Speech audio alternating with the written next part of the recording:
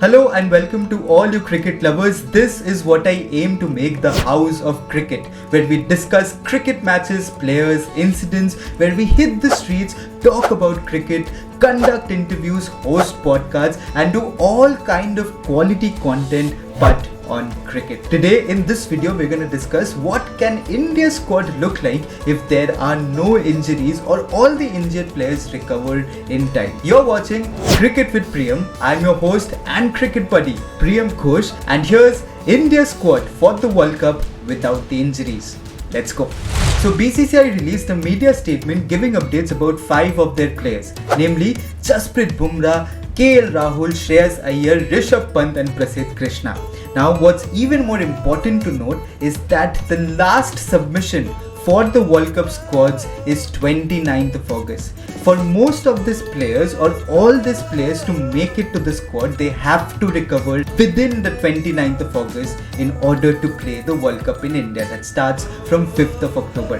BCCI say that all of them have almost recovered and all of them have started training in the nets. Now that's certainly a great news. This is the strongest Indian lineup and the burning question is whether this team can go to the finals and take the cup home.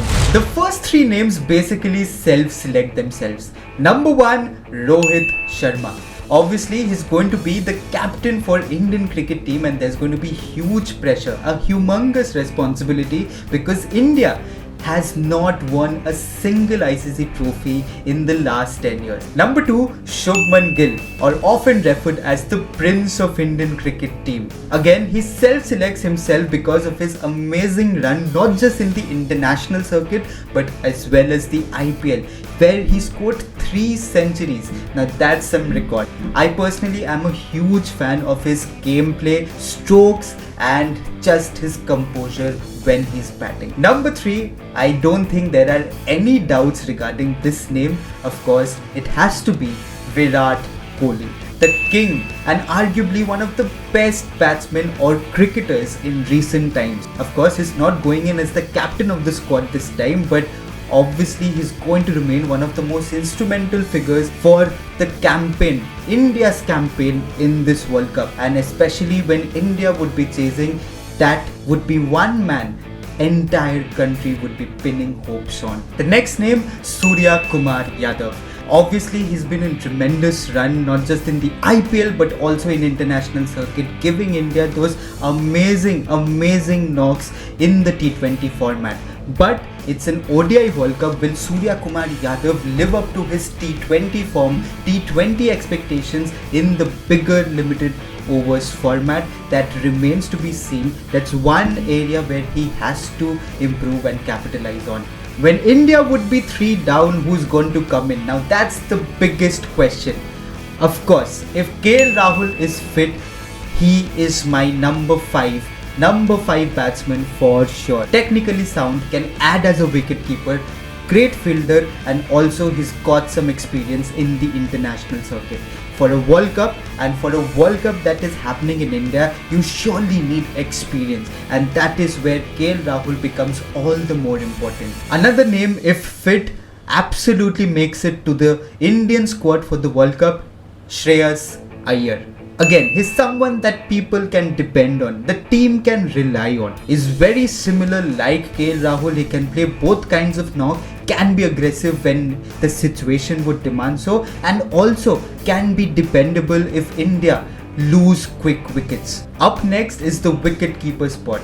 Now no debates on this. If Rishabh Pant is fit and is back to his old self as a cricketer, then he self-selects himself, because for a player like Rishabh Pant who can change games like this, aise karke, then he is a must-have in your team. The next player to be in the squad is none other than Hardik Pandya.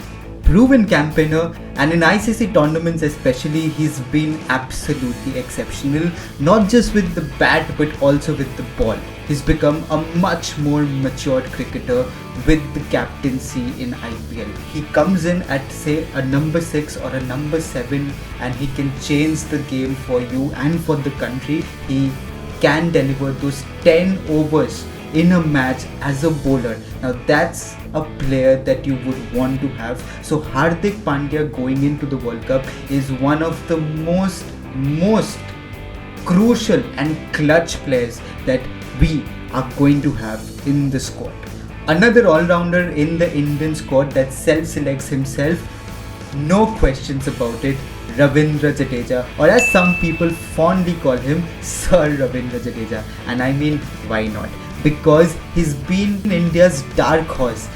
With the bat, he's been extremely consistent. He's one of those players who quickly finishes his over, picks up a wicket or two and just turns the game around. Ravindra Jadeja and Hardik Pandya are my two all-rounders, and no points for guessing. They both make it to the possible 11s as well. The next two names are spinners. After Jadeja, who's gonna bowl in tandem to make sure that there's constant pressure, spin pressure from India's side?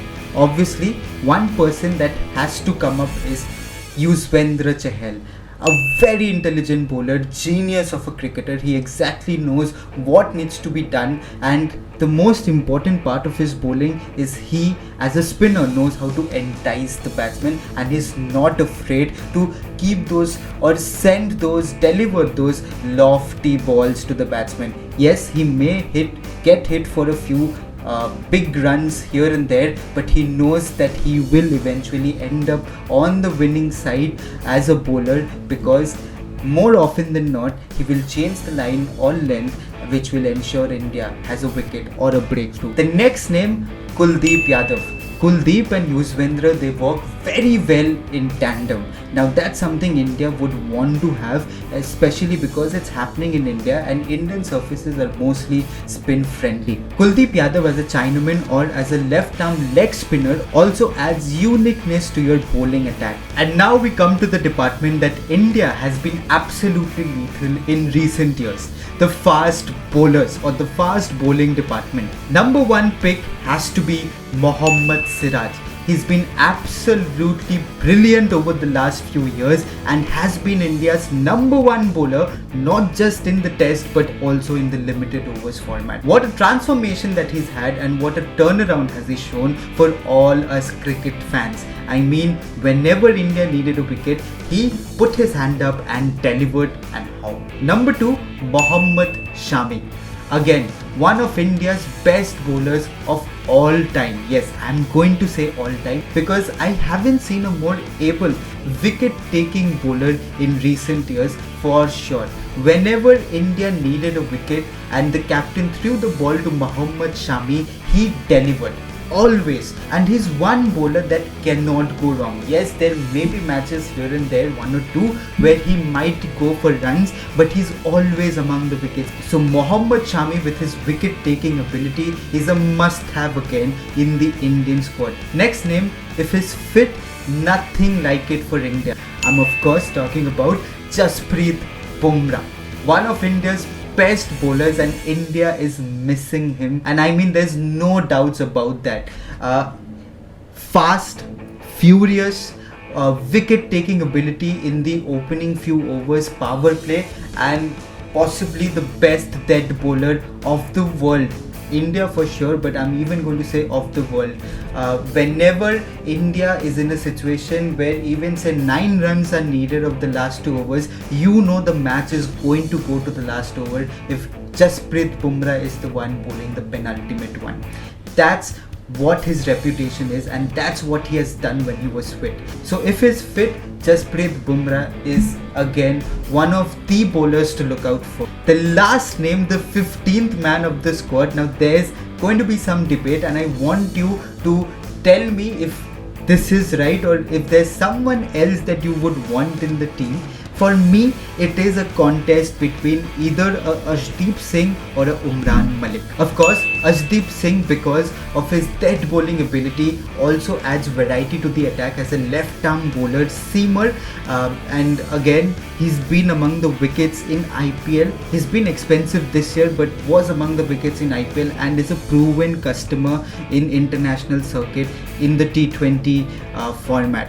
Whether he can replicate that form in the ODI format remains to be seen, so which is why it's a 50-50 to name him in the squad. But again, as a left arm seamer, India would want to have that variety in the team, which is why Arshdeep may have a go ahead. But again, Umran Malik, the fastest bowler to come out from India.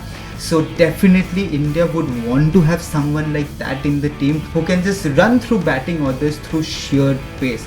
I mean, the man has been bowling at 155s, 158s. So I mean, you would want to have a customer like that in your team who can just bowl at a raw pace and disturb the batsmen up top. It's going to be a tough call.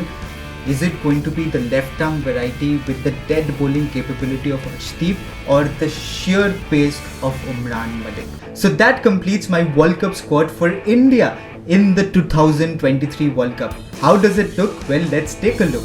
Rohit Sharma, Shubman Gill, Virat Kohli, Surya Kumar Yadav, KL Rahul, Shreyas Iyer, Rishabh Pant, Hardik Pandya, Ravindra Jadeja, Yuzvendra Chahal, Kuldeep Yadav, Mohammad Siraj, Mohammad Shami, Jasprit Bumrah, and Arshdeep Singh or Umran Malik. Do let me know if this squad makes you happy, and also the names that you would want in your World Cup squad for India instead of a few names here.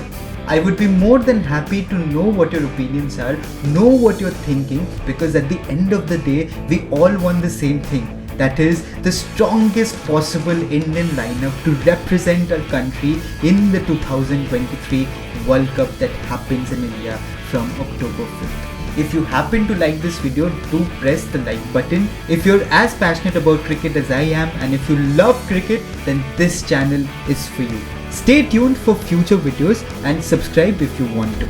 Till then, spread love, stay well. This is Priyam Ghosh on Cricket with Priyam, signing off.